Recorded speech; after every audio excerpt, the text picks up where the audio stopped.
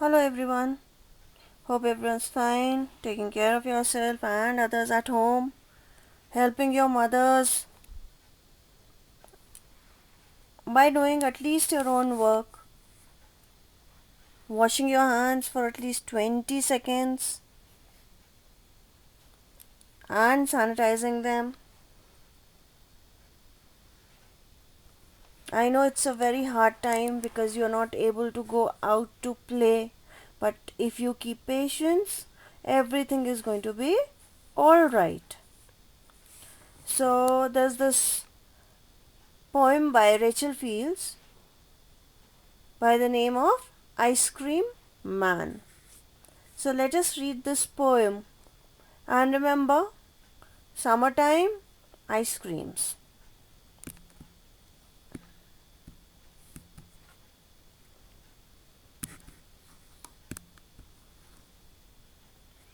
First stanza. When summer's in the city and bricks a blaze of heat, the ice cream man with his little cart goes trundling down the street. Beneath his round umbrella, oh, what a joyful sight! To see him fill the cones with mounds of cooling brown and white. Vanilla, chocolate, strawberry, or chilly things to drink, from bottles full of frosty fizz, green, orange, white, or pink. His cart might be a flower bed of roses and sweet peas, the way the children cluster round, as thick as honey bees. So let's start with the first stanza again, so that with each stanza I can explain the meaning. When summer's in the city and bricks a blaze of heat, the ice cream man with his little cart goes trundling down the street. So here the poet in this opening stanza talks about the ice cream man, children's summertime favorite, selling ice creams. She talks about the summers in the city. She also talks about the houses in the city made of bricks that heat up very fast. Children, in old days, what happened used to happen was there were no bricks. So bricks came after many years. Today also, if you go to the villages, most of the houses are made of straw. And it is a good thing because it doesn't let the heat, it doesn't heat up. Straw doesn't heat up. So uh, the huts are cooler than the houses made of bricks. If you see all the forts, they are made up of stones. They are made of stones. Stones are used to construct forts. Because yes, there were no bricks also, and stone is supposed to be very strong to keep up the whole fort. But if you go to Rajasthan, their houses are also made of stones because it is readily available there. You get a lot of stone there. One. Second, it doesn't let the heat from outside affect it. So stone doesn't heat up very fast. That's why. Whereas bricks heat up. The color of the brick is also red, so it gives more effect. If it heats up, it feels like it's the fire is there. It becomes so hot. That's why she says bricks ablaze. Very hot bricks. If hot bricks are there, then houses are also quite heated up. So obviously, if there is a person who is selling ice cream, he is the favorite of all. Not only children, but the elders also. And the older people also, elders of the family also. Everyone would like to have an ice cream. Now you must know that this poem was written a century back. So in hardly any uh, ACs were there. So, and it was the poet is from America. So it is in the higher latitudes. Higher latitudes means places, the place is cold. It is not so hot there as it is hot during summers here in India. It is never so hot there. Still, children there liked ice creams. Beneath his round umbrella, oh, what a joyful sight! To see him fill the cones with mounds of cooling brown and white. So she says that there is a round umbrella also on the cart. We have seen this kind of umbrella. Yes, there are carts today also for selling ice creams, and they put a picnic umbrella. That's not a small umbrella, it is known as a picnic umbrella. So beneath means under, be under. Under his umbrella, it is a joyful sight, the sight of children around the cart, and he fills ice cream cones with, he fills ice cream cones. When you don't have a scoop, you just take a spoon and then you fill the cone up with ice cream. So the heap of ice cream, the mounds of ice cream of brown and white. Brown maybe chocolate and white vanilla, obviously. So two colors and two flavors we come to know from here.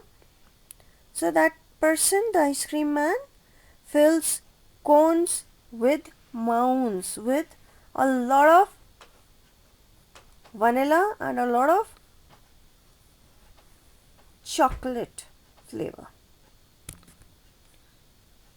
In this stanza, the poet Rachel Field talks about the big picnic umbrella above the cart of the ice cream man.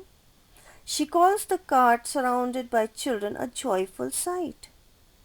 She describes the ice cream man filling ice creams in the cone for children. She mentions two colors here, that may be chocolate and vanilla flavors. Vanilla, chocolate, strawberry, or chilly things to drink from bottles full of frosty fizz, orange, green, orange, white, or pink. So, again, three flavors. Vanilla and chocolate, they were mentioned in the previous stanza also, but now she has added one more, strawberry. These three are I think the oldest flavors of ice cream. Or chilly things to drink. So, cold things to drink. From bottles full of frosty fizz. Fizz, the sound of the bubbles. We drink Happy Fizz. So, the sound of the bubbles. Frosty. If you talk to your mother, she will tell you that you have a frost free refrigerator. Very small. It's not even ice. I can't say it's ice. If you talk to your parents, they'll tell you what kind of fridge we used to have when we were small. We used to scrape the frost from the freezer and used to come as snow in our hands. That was frost. So frosty fizz means very cold bottles of something to drink. And that came in green, orange, white or pink colors. Anything. Green, orange, white or pink colors. These bottles were in. This stanza imparts more knowledge about the products being sold by the ice cream man. Yes, he was not only selling ice creams but also things to drink. Besides ice creams, cold drinks of various colors are also sold by him. These green, orange, white or pink bottles are cold and full of fizz. His cart might be a flower bed of roses and sweet peas. The way the children cluster round as thick as honey bees.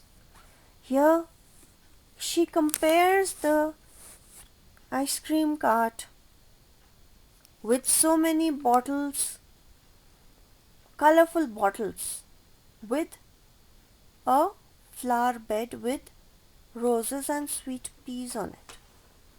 Roses of different colors and sweet peas are green. The way the children cluster round as thick as honeybees. So it is the same way when honeybees they come out of their hives to suck nectar from the flowers. As they buzz on the flowers, the same way the children buzz around the ice cream cart to take ice creams from there. In this stanza, the poet compares the ice cream cart with a flower bed full of roses and sweet peas. She also compares the children crowding around the cart with honey bees that suck nectar from flowers. Now let us read something about the poet. Children, whenever you are reading a chapter or a poem, you need to know about the poet. Then it'll make you understand give you more understanding about the chapter or the poem he or she has written. When you know the background, the way I said that when she was born, the poet Rachel Lehman Field was born on September 19, 1894, more than 100 years back. So I'm sure she was, right now it is 2020, so she was around 20 years old at that time. She was young, isn't it? So she knew about the children, what they like and what all was being sold at that time. So from this, by knowing the year or when she was born, we know all the trends. We can think of what was happening in the world at that time. Okay, many companies had just started selling cold drinks. Now Rachel Field was an American novelist, poet and a children's fiction writer. So she used to write stories for children. She was an American. She had received many awards till she died at a young age of 47. So she lived just for 47 years. And in that she made such a mark that today also, after around 100 years, you are reading her poem. The poet Rachel Field, let's revise the poem once more, explanation of the poem. The poet Rachel Field in this poem talks about the ice cream man and his cart. She compares the cart and the children that surround it with flower bed and honeybees respectively. So flower bed, why? Because there were so many colors that were kept in the cart of like I remember which colors: brown, white, pink, strawberry, orange, green, mm, anything else? Yes, there are two more, I can't get them. So when we do the next part, I'm going to talk about these colors also. Okay.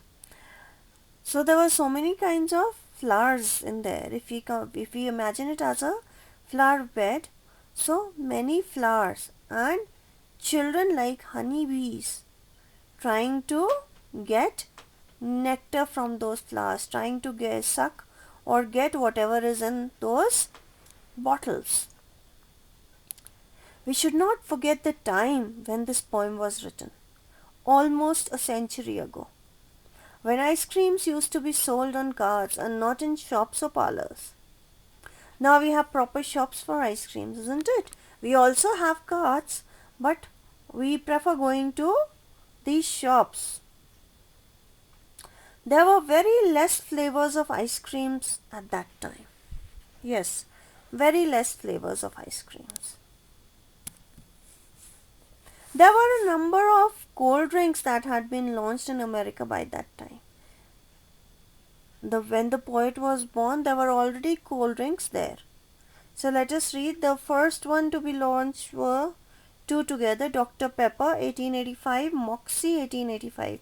Then came Coca-Cola 1886 and Pepsi, yes, Pepsi 1893.